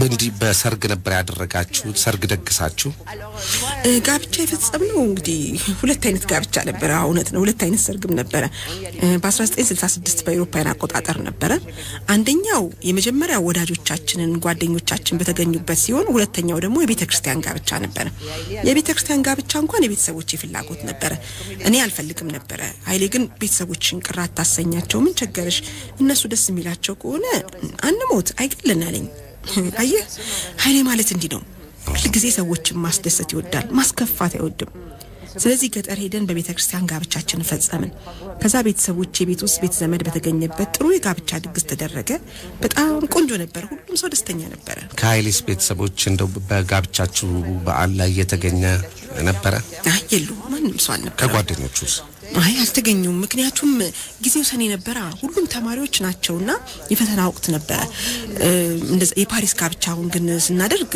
ሚዜዎቻችን ጓደኞቻችን እህቴና ባሏን በተገኙበት ነው የኃይሌ ሚዜዎች እነማን ነበሩ ማን ነበሩ አረሳለሁ አሰፋ ነበር ሌላ ፎቶ ሳይ ወይስ አስታውስ ልንገር ከጋብቻችሁስ በፊት ኢትዮጵያ መጣችሁ ነበር መጀመሪያ ወደ ኢትዮጵያ አድርጋችሁት ጉዞ እንዴት ያለ ነበር ትዝ ይልሻል አድካሚ ነበር ምክንያቱም አውሮፕላን መሳፈሪያው ሰዓት ተቀይሮ ስለነበረ እህቴና ባሏ ከቤታችን ኤርፖርት ያደረሱን በጣም እየተዋከብን ነበር በጣም በጥድፊያ ነበር ከዛ ደግሞ ሮም ስንደርስ ረጅም ሰዓታት ነበር ትራንዚት ለማድረግ የቆየ ነው ማለት ነውና አዲስ አበባ ስደርስ በጣም ደክሞኝ ነበር እና አየር ማረፊያ ስደርሱ ማን ተቀበላችሁ አንድ ኃይሌ ጓደኛ መኪና ይዞ ተቀበሉናል ግን ማን እንደሆነ አሁን አላስታውስም ቤተሰቦቹስ ከቤተሰቦቹ መካከል የተገኘ የለም አይ አልነበሩም ምክንያቱም ለቤተሰቦቹ ስለመምጣቱ የነገራቸው አዲስ አበባ ገብተን ካረፍን በኋላ ነው እንደውም ይደወልላቸው ከዛ በኋላ ነው አንደኛው ወንድሙ መጥቶ ማግኝቶናል ታደሰ ይባላል ያኔ እንግዲህ አንቺ የመጀመሪያ ጊዜሽ ነውና አዲስ አበባ እንዴት አጅሻት የመጀመሪያው ቀን ደክሞኝ ስለነበር በእንቅልፍ ነበር ያለፈው አዲስ አበባ በዛ ጊዜ እንደው ባሁኑ አይን ሲታይ ወይም እንደው በአውሮፓ ዋና ከተማ አይን ቢታይ መንደር ነበርች ማለት ይቻላል በዛ ላይ አንዳንድ ቦታዎች ላይ ድህነት በጣም ጎልቶ ይታይ ነበርና በልመና የሚተዳደሩ ሰዎችም ብዙ አይቻለው ይሄ ለኔ በጣም ነበር ያስደነገጠኝ ኃይሌ ያሳየኝ አየሽ ብዙ ስራ ነው የሚጠብቀን ለሀገራችን ይለኝ ነበር የኢትዮጵያ ምግብ እንዴት አገኘሽው ለኢትዮጵያ ምግብ እንኳን አዲስ አልነበርኩም አዎ ፓሪስም ይያለን እንበራ ነበር ከዚህ በርበሬ ቅመማቅመም ምናምን ይላክለት ነበር እና ኃይሌ ፊዳ ያበስል ነበር አይ አበስልም ኢትዮጵያውያን ሴቶች ነበሩ የሱ ጓደኞች እነሱ ያበስሉና ይጋብዙን ነበር እስቲ በአዲስ አበባ ቆይታችሁ ያኔ ምን ጎበኛችሁ ምን አየሽ ሙዚየም ጎብኝተናል እንጦጦም ሄደን ነበር አንድ ቀን ግን ማረሳው በግራችን በጣም ብዙ አዲስ አበባ ውስጥ በግራችን እየተዘዋወርን እንጎበኝ ነበርና በቤተ መንግስት በኩል ስናልፍ አስታውሳለሁ ሰዓቱ ፀሐይ መጥለቂያ አካባቢ ነበር ድንገት ሰው ሁሉ መሬት ላይ ንጥፍ ብሎ ሰገደ ደንግጬ ምን ተፈጠረ ስል ንጉሱ ወደ ቤተ መንግስታቸው ለመግባት እየሄዱ ነበር ሁሉም ሰው ተነጥፎ እኔና ኃይሌ ብቻችንን ቀጥ ብለን ቆመን ቀረን በጣም ነበር የገረመኝ ያው ኃይሌ አይሽ ምን ያህል ስራ እንደሚጠብቀን አይሽ አለኝ በጣም እያዘነ C'était pas une façon de me prendre, alors il le savait. Mais donc le premier voyage en Éthiopie c'était comment Eh ben ça a été un peu éprouvant parce que l'avion a changé d'horaire, donc tout d'un coup ma sœur et mon beau-frère sont venus nous chercher en 4e vitesse pour nous emmener à l'aéroport, donc c'était comme ça et on déchangeait à Rome c'était long. Alors j'étais vraiment fatiguée en arrivant. Bon, on s'est reposé, puis après ça a été. À l'accueil, qui vous a accueilli? ኢትዮጵያ ምን ያህል ቀናት ቆያችሁ በርናዴት? 15 ቀን አካባቢ። ከአዲስ አበባ ታዲያ ያኔ ወጣ ላላችሁ ነው እዚሁ አዲስ አበባ ጨረሳችሁት? ሶደሬ ሄደን ጥሩ ጊዜ ያሳልፈናል። ብዙን ጊዜ ግን ያሳልፈነው አዲስ አበባ ውስጥ በእግራችን በጎዳና ላይ በመንሸራሸር ነበር። እስቲ የማይረሳ እንደው የዚያ ጊዜ ኩኝት ትዝታ ምትዩ የወደድሽው ያስደነገጠሽ? ያስደነገጠኝ የኑሮ ልዩነት እጅግ የናጠጡ ሀብታሞችና በተቃራኒው ደግሞ የሚታዩ የብዙዎች የከፋ ድህነት እሱ ነበር ያስደነገጠኝ። ያስደሰተሽስ እንደው የወደድሽው ነገር? የሰዎች ደግነት፣ ትህትናና ሰው ወዳጅነት ነበር። አዲስ አበባ ውስጥ ወደ ዳንስ ቤቶች ጎራ አላላችሁ? በጭራሽ አልሄድንም። ጓደኞቹ እየመጡ ያጫውቱን ነበር። ያው ጨዋታቸው ግን ወዲያው ፖለቲካ ነበር የሚሆነው። ስለ ፖለቲካ በጣም ብዙ ያወሩ ነበር። ያው አላማ ነበራቸው። ስለሱ ነበር የሚነጋገሩት። ከዛ ወደ ፓሪስ ተመለሳችሁ እና ጋብቻችሁን ፈጸማችሁ? አዎ። እና ፓሪስ ውስጥ ያው ትንሽ የአፓርትመንት ላይ ቤት ተከራይተን መኖር ጀመርን። ከዛ የመጀመሪያ ልጃችን ሳራ ተወለደች። የተከራየነው ቤት ውስጥም ያው ብዙም ሳንቆይ እህቴና ባላ ወደ አሜሪካ ሲሄዱ እነሱ ቤት ከፓሪስ ወጣ ያለ ነው። እዛ መኖር ጀመርን። ሁለተኛ ልጃችን ከሳራ ከ5 አመት በኋላ ነው የተወለደችው። ልዩነታቸው ምክንያቱም በመሃል ከሳራ በኋላ አጸንሽ ነበር፣ ግን የ6 ወር ነፍሰ ጡር ያለው ያው አልተሳካምና ሳይሆን ቀረ። በሱ ምክንያት ነው 5 አመት ልዩነት ያላቸው ከዩዲትና ሳራ ማለት ነው። ከዛ እዛው እኔም ፓሪስ ውስጥ በአስተርጓሚነት ስራ ማግኘት አልቻልኩም። መምህርነት ጀመርኩ። ሀይሌ ፓሪስ እየተመላለሰ ይማራል። በዛ ላይ በጣም ብዙ የኢትዮጵያ ተማሪዎች ስብሰባዎችን፣ የፖለቲካ ውይይቶችን ያደርግ ነበር። ለስብሰባና ለውይይት ከሀገር ሀገር ይዘዋወር ነበር። አንድ ጊዜ እንደውም ቼኮስሎቫኪያ ለስብሰባ ሄዶ ሲመለስ ቆንጆዬ ቦርሳ ገዝቶልኝ መጣ። ቦርሳው እስካሁን አብሮኛል። ሳራና ዩዲት ስትይ ሀይሌ እንዴት ያለ አባት ነበር? በጣም ደግ ጠንቃቃ አባት። ልጆቹ ሲያለቅሱ መስማት አይችልም፣ ይጨንቀዋል፣ ያቅፋቸዋል፣ ያባብላቸዋል። መጀመሪያ አካባቢ ልጅ ማቀፍ መንከባከብ አያያዝ አይችልበትም ነበር። ኋላ ግን ያው ለመደ። እንዲህ በቤት ውስጥ ስራ ሲረዳ ነበር ጉድ ማለት ያውቅበት ነበር? አዎ ሀይሌ ትሁት ነው። በቻለው ሁሉ ሊረዳ ይሞክራል፣ ግን በጣም በስራ የተወጠረም ነበር። በስራ ከመወጠሩ የተነሳ ብዙ ነገር ይዘነጋ ሁሉ ነበር። አንድ ቀን አስታውሳለሁ ባቡር ጣቢያ ደርሶ ሊሳፈር ሲል ጫማውን ሲመለከት 2 አይነት ጫማ ማድረጉን አየ። በጣም አንደኛው እግር ሌላ ቀለም፣ አንደኛው እግር ደግሞ ሌላ። በዛ ላይ ደግሞ አንዱ ልጥፍ አንዱ ሶል ያለው ጫማ። ወደ ቤት ተመልሶ እንደገና ቆይቶ ቀይሮ ሲሄድ በጣም ነበር ያሳዘነኝም በጣም ነበር ያሳቀኝም። Parce que lui il détestait tellement ce système. C'est pour ça que ça m'a choqué ça. On est allé à un toto aussi. Mais tu sais qu'un jour ça passe vite hein. Donc après rue Sodéré, c'était bien. On s'est beaucoup promené dans la ville. Vous êtes resté combien de jours? 15 jours. 15 jours. Hayilee Fidaa qubee እንደፈጠረ ይነገርለታል። ቁቤን ለመፍጠር ማሰቡና መስራት የጀመረው መቼ ነው? በነገራችን ላይ እሱ አይደለም ይሄን ነገር ማሰብ የጀመረው። ከሱ በፊትም ሌሎች ሞክረውት ነበር። የጄዝዊት ካናዳ ይሁኑ ጀርመናዊ ረሳውት መጽሐፉ አለኝ ካገኘሁት እነግራችኋለሁ። እነሱ ነበር ሐሳቡን የጀመሩት። ሀይሌ ግን ምን ብሎ ያስብ ነበር? ኦሮምኛ ቋንቋ በአማርኛ ወይም በግዕዝ ፊደላት በደንብ ፕሮናውንስ ሊደረግ አቅም ያንሳዋል፣ አይችለውም፣ አይሸከመውም ብሎ ያስብ ነበር። እና ከጓደኞቹ ጋር ሆኖ በጣም ይወያዩ ይከራከሩ ነበር። ለሁለት ተከፍለው ነበር የሚከራከሩት። አንድ ወገን በግዕዝ መሆን አለበት እሱ መልቀቅ የለበትም ሲል፣ የነ ሀይሌ ወገን ደግሞ በላቲን የሚል ነበር። መጨረሻ የነ ሀይሌ ወገን አሸነፈ እና በላቲን ሆነ ማለት ነው። ሀይሌ ፊዳ ግን ቋንቋና ስነ ልሳን አላጠናም አይደል? ትምርቱ አይደለም ሌላ ዘርፍ ነበር። አዎ አይደለም የተማረው ትምርት እሱን አይደለም። ግን ሀይሌ ካሰበ የሚያቅተው ነገር የለም። ምንም ነገር መስራት የሚያስችል ዕውቀትና ትጋትና ችሎታ ነበረው። ያንቺና ሀይሌ ፊዳ ልጆች ከሀይሌ የወረሱት ወረሰን የምትሉት ነገር አለ?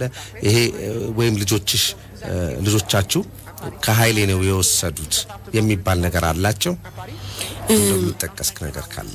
አዎ ሳራ እንደ አባቷ የዕውቀት የትምህርት ተሰጥቷ በጣም ልዩ ነው በትምህርት በኩል ተሰጥቷ በጣም ልዩ ነው እንደ አባቷ ናት ዮዲት ደግሞ ማህበራዊ ስራና አገልግሎቶች ላይ ነው በጣም የምትሰራው እሱ ላይ አባቷን ትመስላለች በጣም አሁን የት ነው ያሉት ልጆቻችሁ ፈረንሳይ ናቸው ሁለቱም ባለትዳርና ሁለቱም የሁለት ልጆች እናት ናቸው ዮዲት ሁለት ልጆቿን ሁለተኛዋ ልጄ ማለት ነው ልጆቿን ያገኘችው ከኢትዮጵያ ነው እሷና ባለቤቷ ኢትዮጵያ መጥተው ሁለት ልጆቻቸውን በጉዲፈቻ ነው ያገኙት ዮዲት ልጆቿን ልትወስድ ስትመጣ ትግስታታ በጣም ታለቅስ ነበር ምን ነው ልጆቼ ለምን ቶሎ አይሰጡኝም ነው ምክንያቱም አባቴ እዚህ ሀገር መጥቶ ጠፍቷል አሁንም ልጆቼን ደግሞ ይስጡኝና ነው እኔ ደግሞ ዮዲት አንቺ በትውልድ ኢትዮጵያዊነት ስላለብሽ በ6 ሳምንት ውስጥ ነው ያለቀልሽ በጣም እድለኛ ነሽ ሌሎች እኮ ከአንድ አመት በላይ የሚወስድባቸዋል እያልኩ አባብላት ነበር እውነታው ግን በጣም ይረብሻት የነበረው አባቴ እዚህ ሀገር መጥቶ ነው ሳይመለስ የት እንደወደቀ እንኳን ሳናቀው የቀረው የሚለው ነገር ሆድ ያስብሳት ነበር በዛ ላይ አንዳንድ ጊዜ ጥሩ ነገር ስንሆን ወይ ትዳር ስንመሰረት ሊሆን ይችላል ወይ ልጆች ስናገኝ ሊሆን ይችላል ወላጆቻችን በጣም እንወዳቸው ሰዎች ያን ነገር አብሮን ሆነው ያንን ነገር ቢጋሩልን ብለን መናፈቅም ነገር አለና የሱ ያባቷ ሳይመለስ የት እንደወደቀ እንኳን ሳታውቀው መቅረቱ ሆድ ያስባሳት ነው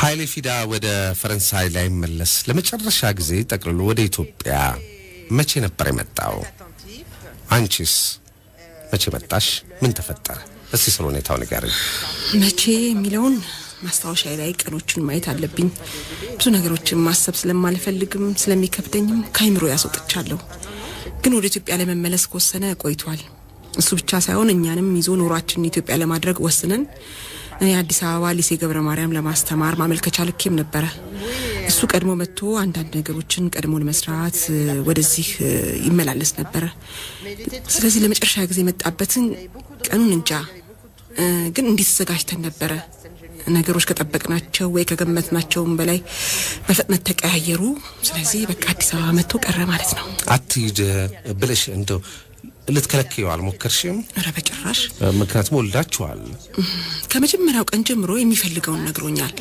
ለሀገሩ መስራት ሀገሩን መቀየር ነው ህልሙ እሱን ሐሳቡ የሰዎችን ሐሳብ ደግሞ መከበር አለበት መስዋዕትነት ቢያስከፍልም እንኳን ግን ትሰጊ ነበር ስጋት ነበርብሽ በጣም አረ ኢትዮጵያ ከመጣ በኋላ ቶሎ ይጽፍልሽ ነበር ይደውልልሽ ነበር ትገናኙ ነበር እንዴት ነበር ሁኔታው አዎ ግን ቶሎ አንደዋወልም ምክንያቱም ብዙ ጊዜ ከቦታ ቦታ ይዘዋወር ስለነበር የት እንደምደውልለትም አላውቅም ነበር ስለዚህ እሱ ይደውልልኛል ወዲያው መልሼ እደውልለታለሁ ስደውልለትም መስመሩ ነፃ እንዳልሆነ ስለሚያውቅ በነፃነትም አናወራም ነበር ደብዳቤ ስትጻጻፉ ነበር አዎ ለኔም ለልጆቹ መልእክት ይጽፋል ግን በስራም ይወጠር ነበር ገበሬዎችን ማደራጀት ሰራተኛን በማህበር ማሰባሰብ ይሞክር ነበር ስለዚህ ቶሎ መጻፍ አይችልም እዛ ሆነሽ አንቺ ስለ ኢትዮጵያ ወቅታዊ ሁኔታ ዜናዎችን ትከታተይ ነበር አዎ በቻልኩት መጠን ለመከታተል ሞክር ነበር የነበረው ሽኩቻ መፋለም እርስ በርስ ግጭት እንዴት ጥብቅ ያለ ሁኔታ አለ የሚል ነገር ተሰሚ ነበር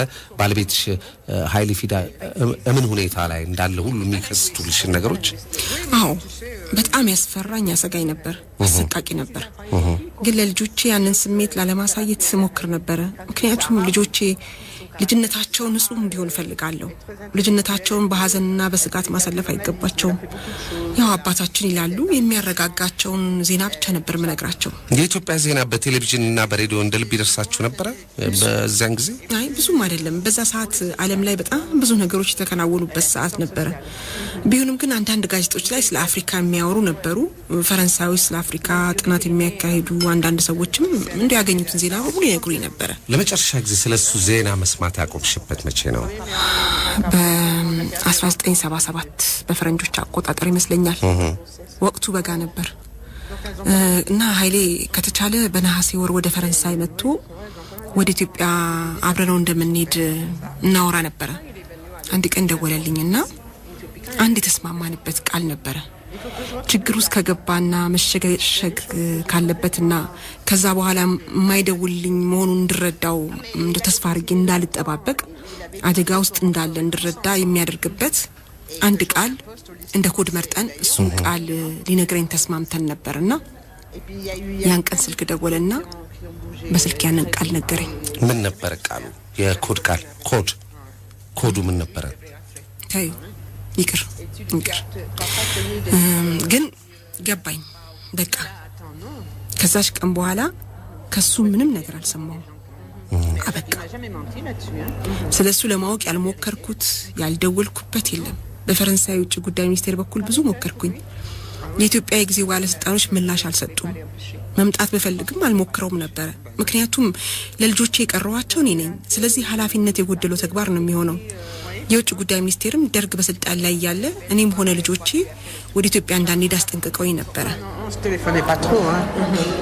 D'abord parce qu'il voulait pas parler au téléphone de certaines choses. Alors il n'était pas toujours au même endroit aussi, tu sais. Donc je pouvais pas appeler n'importe où. Donc il m'appelait et puis je le rappelais éventuellement. Donc comme ça. Et elle écrivait? Oui. Mais c'est pareil, tu sais. Quand il est rentré, il a voyagé partout pour organiser les paysans et tout ça. Il avait pas beaucoup de temps, hein. Il était très très pris. Donc on se disait des nouvelles. Yuri avait quel âge quand il rentre? Hayilee Fidaa መጨረሻ መቼና እንዴት ሰማሽ መጨረሻው እስካሁን መቼ ሰማው መጨረሻ ከተባለ ግን አንድ ለት ከውጭ ጉዳይ ሚኒስቴር እስር ቤት መግባቱን ነገሩኝ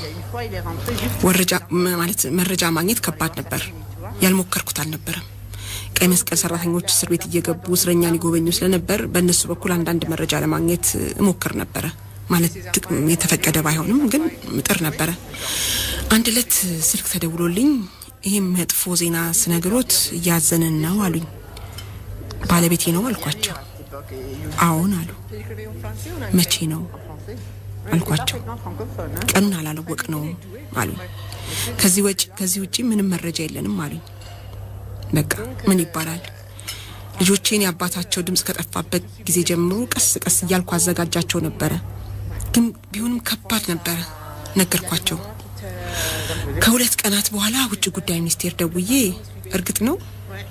እርግጥ ከሆነ ዜናው ለወዳጆቻችን እንዲደርስ በጋዜጣ ላይ ላውጣው አልኳቸው አየህ እርግጥ ላይሆን ይችላል ዜናው ስህተት ሊሆን ይችላል ብዬ ማስብ ነበር እስካሁንም እንደዛ ነው ማስበው እና እርግጥ ነው አውጪ ያሉኝ የእረፍት ዜናውን በለሞንድ ጋዜጣ ላይ እንዲወጣ አደረኩ እና የሐዘን ስነ ስርዓት አካሄዳቸዋል ማለት ነው አላካሄድንም የሐዘን ስነ ስርዓት ቢኖር ጥሩ ነበር ምክንያቱም የአንድ ነገር ፍጻሜ ነው ግን ተነገረን የወሬ ሰማን እንጂ መጨረሻው መቻየ ነው ማን አይቶ ነገረን የት ቦታ መቼ እንዳረፈ እናውቅም እውነት ላይሆን እኮ ይችላል በህልም ውስጥ ያለው ነበር የሚመስለኝ እስካሁንም ህልም ይመስለኛል መሆኑን ማረጋገጥ እኮ ይከብዳል የሐዘን ስነ ስርዓት የቀብር ስነ ስርዓት እጅግ በጣም አስፈላጊ ነው ተቀበልነውም አልተቀበልነውም ለአንድ ነገር ፍጻሜ እናደርጋለን አለበለዚያ ከባድ ነው ለመሆኑ አንቺ ወደ ኢትዮጵያ መቼ መጣሽ ኢትዮጵያ የመጣሁት የደርግ ስርዓት ሲወድቅ ነው በዛ ሰዓት ልጆቼ ማድርገው ነበር ሳራ ዩኒቨርሲቲ ጨርሳ ዮዲት ደግሞ ዩኒቨርሲቲ ገብታ ነበር ስለዚህ በአሁን ሰዓት በሄድ ልጆቼ በደንብ አድርገዋል አይጎዱም ብዬ ማስብበት እድሜ ላይ ደርሰው ነበር ኢትዮጵያ መጥቼ ከሀይሌ ቤተሰቦችና ወዳጆች ጋር በቅርበት መገናኘት ፈልግ ነበር ከሀይሌ ጋር እቅዳችን ይሄ ነበር ኢትዮጵያ መጥቼ ሴቶችን የሚደግፍ ስራ መስራት ህልሜ ነበር ፈረንሳይ ሀገርም ሴቶችን የሚያግዙ የተለያዩ ስራዎችን ሰራ ነበር ግን መጀመሪያ ገብቼ መደበኛ ስራ እየሰራው መደላደል ስለነበረብኝ እሱን እቅዴን ለጊዜው ገትቼው ሊሴ ገብረ ማርያም ትምህርት ቤት በመምህርነት እንዳገለግል ስለተቀበሉኝ እዛ በፈረንሳይ መምህርነት መስራት ጀመርኩ እያስተማርኩ የበጎ አድራጎት ስራዬን መስራት ስለማይቻል አንዳንድ ዝግጅቶችን እያደረኩ እስከ ጡረታ መውጫ ሰራው ልክ ጡረታ መውጫዬ ሲደርስ ወዲያው ወጣው እንዳራዝም ጠይቀውኝ ነበር በቀጥል ኖሮ በርግጥ ብዙ ገንዘብ አገኝ ነበር በቆየ ቁጥር ግን እርጅና ይመጣና ያሰብኩትን ከሀይሌ ጋር እናልመው የነበረውን ለመፈጸም በቂ ጉልበት አይኖረኝ ይሆናል ብዬ ፈራው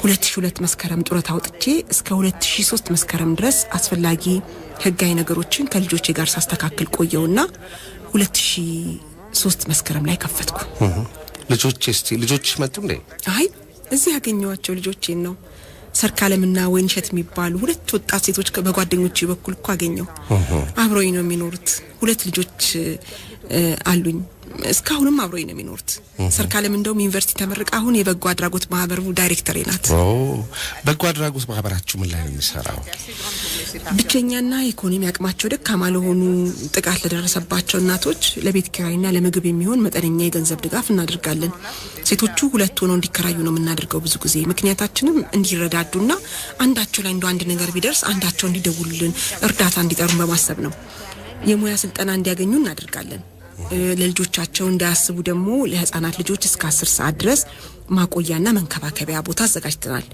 የሙያ ስልጠናውን ጨርሰው ስራ ላይ ያዙ እናቶች ደግሞ ልጆቻቸውን እስከ 12 ሰዓት እናቶቹ በየተራ የተቀያየሩ እንዲጠብቁን ይደረጋል ይሄ እናቶች ፕሮግራም ሲሆን ሌላኛው ፕሮግራማችን ደግሞ ወላጆቻቸውን ላጡ ህፃናት አሳዳጊ ቤተሰብ ማግኘትና ለትምህርት ለምግብ ድጋፍ ማድረግ የትምህርት ቤት ክፍያ ዩኒፎርም የትምህርት መሳሪያ ማሟላት ነው ከትምህርት ሰዓት ውጪም በድርጅታችን ውስጥ የጥናት ፕሮግራም እናመቻችላቸዋለን የሴቶች ፕሮግራም በፊትም የምታስቢበት ነበር ወላጆቻቸውን ያጡ ህፃናትን አሳዳጊ ቤተሰብ የመፈለግ የመርዳት ፕሮግራም አሰበሽበት ሳይሆን በአጋጣሚዎች አስገዳጅነት እንደም በአንድ አጋጣሚ ተፈጠረና በጣም ደስ የምትሰኝበት እንደነበር አስታውሳለሁ አዎ አጋጣሚ ተፈጠረው እንዲህ ነው አንድ ልጅ አለ በጣም ነው የምወደው አሁንም ድረስ እንደናቱ ነው የሚያየኝ እኔም የምኮራበት ልጅ ነው ታሪኩ እንዲህ ነው ልጁ ወላጅ አባቱን ያውቀውም የሚኖረው ከንጀራ አባቱ ጋር ነው እናቱ ከንጀራ አባቱ ሁለት ልጆች ወልዳለች እናቱ ከሞተች በኋላ እንጀራ አባቱ ይሄን ልጅ ስላልወለድኩት ይውጣልኝ አቅምም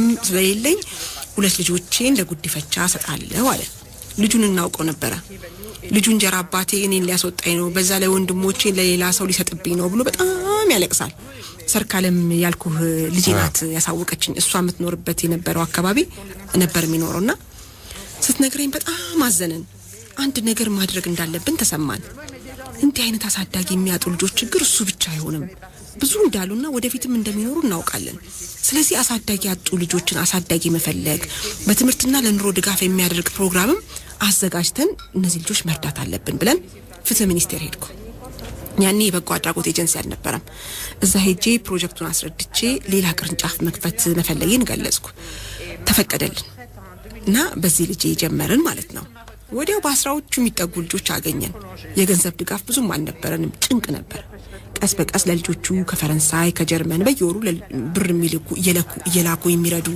አሳዳጊ እናትና አባት ማግኘት ጀመርን እዚህ ደግሞ ከተቻለ የቅርብ ቤተሰብ እንዳያት አጎት አክስት እህት ወንድም እዛ ቤት እንዲኖሩ ነው የሚደረገው ካልተቻለ ደግሞ ጎረቤት ወይም ደግሞ እንደ ባዳም ቢሆን ልጆቹን ለማሳደግ ፈቃደኛ የሆነ ሰው ቤት ተቀብሏቸው እንዲያድጉ እናደርጋለን እኛ የትምህርት ቤት ሙሉ ወጪ እንሸፍናለን ለአሳዳጊዎቻቸው ለኑሮ እንዲረዳቸው መጠነኛ ወራሄ ገንዘብ ድጋፍም እናደርጋለን በዚህ መንገድ የሚያድጉ ልጆች በአሁኑ ሰዓት ወደ 50 የሚጠጉ ልጆች አሉን ቅድም ያልኩት የመጀመሪያው ልጃችን በአሁኑ ሰዓት ባህር ዳር ዩኒቨርሲቲ መጨረሻ ዓመት ተማሪ ሆኗል በጣም ደስ ይላል አዎ በጣም ነው የምኮራበት መጀመሪያ ላይ በተለይ የነበረበትን ሳስበው በጣም ነው የምኮራው ህፃን ሆኖ በእናቱ ሞትና በእንጀራ አባቱ ባህሪ በጣም ስለተጎዳና ስለደነገጠ በባህሪው በጣም አስቸጋሪ ነበር የሚቀበሉት ቤተሰቦች ብናገኝለትም ሊስማሙ አልቻለም ብዙ ቤት ሞክረን በመጨረሻ አንዲት ባዳ ሴት እሷም ልጆች ያሏት ተቀበለችው ከሷ ጋር ተዋደዱ እስካሁን እንዴት እንደሚወዳት እንደሚያስብላት ብታይ ከልጆቿ በላይ ነው የሚንከባከባት የሚቀርባት እሷም ለሱ ልጁ ናት ከኔም ጋር ጥሩ ግንኙነት አለን ሲመጣ ምን ላግዝሽ ምን የተሰበራለ ምን ልጠግን ነው በጣም አመለሸጋ ልጅ ነው ኩኩዬ ብሎ ነው ሲጠራኝ ለነገሩ እሱ ብቻ ሳይሆን ሌሎችም ልጆች ጠቅላላ ኩኩዬ ነው ብሎ የሚጠሩኝ ሳያቸው ሁሉ ጊዜ ኩኩ ስለምላቸው በፈረንሳይ ሃይ ሃሎ ሄ እንደማለት ነው ኩኩ ነው ምንለው ሃይ እንደማለትና አዎና ይሄን ጨምሮ ኩኩዬ ብሎ ይጠሩኛል ወለጋ ወደ ሳንዶ አለችም የኃይሌ ቤተሰቦች ጋር ሄደሽ አታውቂም እነሱስ እዚህ መሆንሽን ያውቃሉ ይመጣሉ ይጠይቁሻል አዎ ኢትዮጵያ ኑሬን ካደረኩ በኋላ ከመጀመሪያ ልጅ ከሳራ ጋር ነው ሄድነው የኃይሌ እናት ልጆቼን አሳዩኝ ይያሉ ይወተውቱ ነበር ሳራ ኢትዮጵያን መጎብኘት ፈልጋለሁ ብላ መጣች አያቷ ደስ እንደሚላቸው በያዋት እንደሚናፍቁ ነገርኳትና መሄድ ከፈለገች እንድንሄድ ካልፈለገች ግን ችግር እንደሌለው ነገርኳት ግዴታውን እንዲሰማት ላደርግባት አልፈለኩም ምክንያቱም የምንወዳቸውን ሰዎች በሞት ስናጣቸው የምናሳየው ስሜት ይለያያል አንዳንዶቹ በጣም ያለቅሳሉ ይጮሃሉ ብዙ ስሜት ስላሳዩ ብቻ እነሱ የበለጠ ተሰቃይተዋል ማለት አይደለም ልጆቼ ሀዘናቸውን አውጥተው አላሳዩ ይህ ነው የሚባል መጨረሻ ስለሌለ ስነ ስርዓቱም አልተካሄደም በፈለጋቸው በተሰማቸው በመሰላቸው መንገድ ስለ አባታቸው እንዲያስቡ እንጂ አባታችን ሞቷል አባታችን ይሄን እናድርግ ወይ ማድረግ አለብን ሌላው እንዲደረጋል እንዲናስብ እንዲሉ ምንም ተጽዕኖም ሆነ ግፊት አላደርግም ካልፈለጉ አልፈለጉም ነው ስለዚህ ኢትዮጵያ መምጣት ሲፈልጉ እንዲመጡ እንጂ ኢትዮጵያ መምጣት አለባችሁ ለሀገራችሁ እንዲሆን አለባችሁ አያታችሁ ማየት አለባችሁ አይደለም ስለዚህ አያታችሁ ሊተዋወቃችሁ ይፈልጋሉ ከፈለጋችሁ ብትሄዱ አልኳቸው ሳራ ተስማማች እንሄዳለች አብረን ሄድን ተያዩ በጣም ተላቀሱ በጣም ከባድ ነበር ዮዲስም ከህቴ ልጅ ጋራ አብረው መጡ እሷን በመንጣቷ በጣም ደስተኛ ነበርችና ወለጋም ሄደን አያቷን ተዋወቀች ዮዲት ላይ ግን ትንሽ ግፊት አድርጋለሁኝ ማለት ይቻላል ምክንያቱም ዮዲት ትንሽ ስሜቷ በጣም ስስ ነው ቱርና ትፈራለች እንደ አይነት ስሜቶችን መጋፈጥ ትፈራለች ትንሽ ግፊት ትፈልጋለችና እሷ ላይ ትንሽ ግፊት አድርጋለሁ ምክንያቱም ስሜቷ በጣም ስለምትፈራ ነው እንጂ ትፈልጋለች ያን ነገርና በኋላ ደግሞ ከሄደሽ በኋላ ደግሞ አላደረኩትም ብላ ደግሞ ትንሽ ማስታወስ ያስፈልግ ነበር እሷ ላይ ትንሽ ግፊት አድርጋለሁ ሄደች ያባቷን የትውልድ ቦታ ዘመዶችን ማየች ለመጨረሻ ጊዜ ግን ሄድኩት የኃይሌና ሲያርፉ ለቀብር ነበር ለቀብር ሄደሻል እዛው ወለጋ ከኃይሌትና ወንድሞችስ ጋር ትገናኛላችሁ አይ ብዙም አይደለም 5 ወንዶችና 3 ሴቶች በአጠቃላይ የኃይሌ እናትና አባት 8 ልጆች ነው የወለዱት 8 ወንድምና እህት ናቸው እንግዲህ ኃይሌ የመጀመሪያ ልጅ ነው ኃይሌ ደግሞ ተከታይ ታናሹ ታደሰ አስተማሪ ነው ሲሳይና አለሙ አናጺዎች ናቸው በግንባት በቤት እንጣጣቸው ጣሪያ የቤት ጣሪያ አለ አይደለ እሱን ነው የሚሰሩት ሌላው እዛው ገጠር ትዳር ይዛ ልጆች ወልዳ በጣም ብዙ ልጆች ወልዳ እዛው ነው የምትኖረው ሌላዋ ደግሞ ቢሾፍቱ ነው የምትኖረው መምህርት መሰለችኝ ከሁሉም በደንብ ማውቃትና መቀርባት እህቱ ሊሊ ትባላለች ተምራለች ትዳር ይዛለች ልጆችም አፍርታለች በቋንቋም እንግባባለን ከሷ ጋራ ከጓደኞቹ ከኃይሌ ፊዳ የቀድሞ ጓደኞች ጋር ትገናኛላችሁ ወይዘሮ በርናሪ አዎ በፊት ከተወሰኑት ጋር በደንብ እንገናኝ ነበር በተለይ ታደሰ ገሰሰን አገኘው ነበር አሁን ግን ይሄ ድርጅት ስራ ፋታ አይሰጠኝም ብዙ ጊዜ ይፈልጋል ለልጆቹ የገንዘብ ድጋፍ ማፈላለግ አለ ያሳዳጊ መፈለግ ሪፖርት ማዘጋጀት ስፖንሰር መፈለግ የልጆቹን ሁኔታ መከታተል ኡላላ ቀላል አይደለም ከስራ ውጪ ደግሞ ሰው ማግኘት ለኔ ከባድ ነው በጣም ይደክመኛል ያዳክተኛል ስለ ኃይሌ ፊዳ ብዙ ነገሮች ተብለዋል ተጽፈዋል ስለሚባሉት ስለሚጻፉት ነገሮች ምን አስተያየት አለሽ የልጆቹ እናት ባለቤቱ እንደመሆንሽ ኃይሌ እውነት ነው በሐሳቡ